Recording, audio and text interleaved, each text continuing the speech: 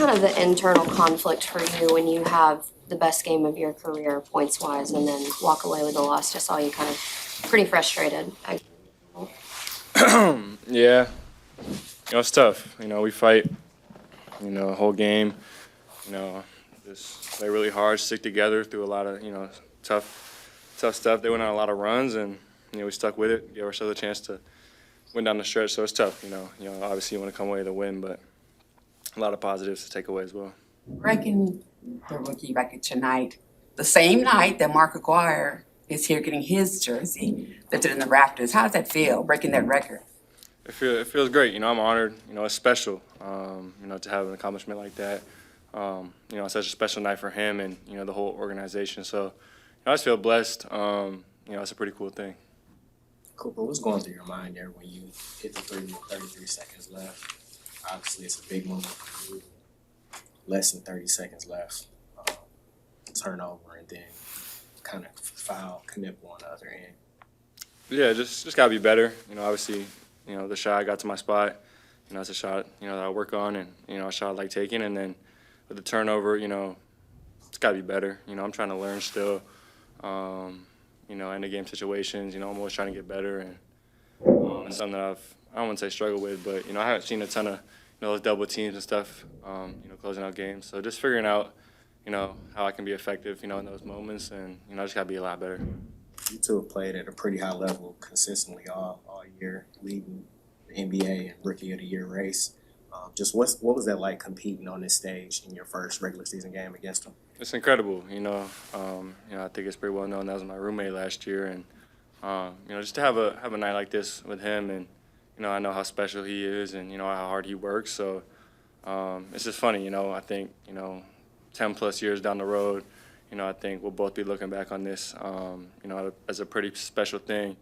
I know we'll both be in this league for a long time, so it's pretty special.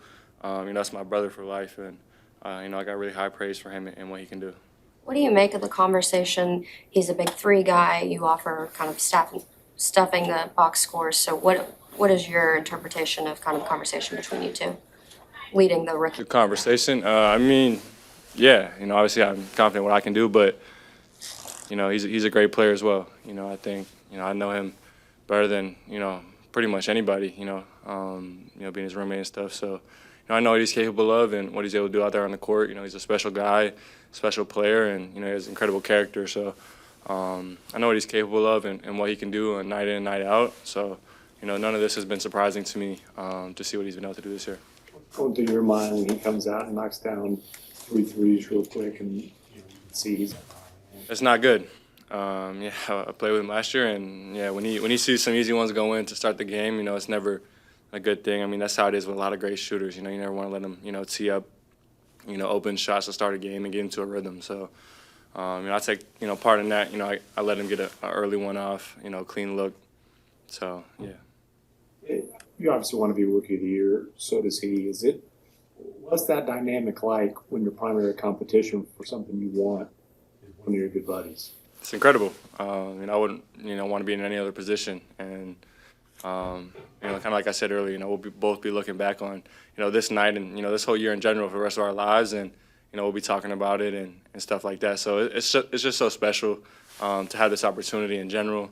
I had 3 former teammates, that play for the Hornets. So just to have, that type of stuff, it's so special to me. And, yeah. Is there any lighthearted trash talk between you two? Like, you guys send each other texts or anything? We didn't send any texts before the game, but out there, of course, talking a little bit, chirping back and forth. It's just having fun.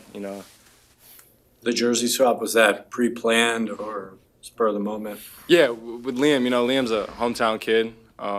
From Dallas, and I just felt like he had a lot of family here, and that's one of my brothers.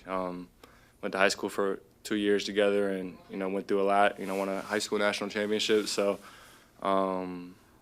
it's just so special. Like I said, having 3 teammates, former teammates on one team, playing against them is special. And make sure I get both Con and Sion's jersey when we travel up to Charlotte. Did you learn about the Brotherhood of basketball tonight? I don't know how much you got to see at the halftime ceremony, but Dirk and Rolando and Derek kind of carried Mr. Aguirre up to the podium, and they shared a lot of tears, a lot of special messages. Did you learn anything about the association? Yeah, I didn't get to see much of the whole ceremony. I was trying to stay loose, in the back.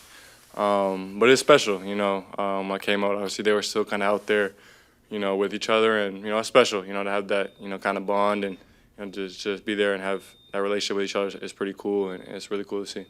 Cooper, coming off tonight's game, your career high. Looking at the big picture though of your rookie season, what about your offensive game do you think has grown the most since your freshman season at Duke, and how would you evaluate your offensive game and its growth so far as a rookie?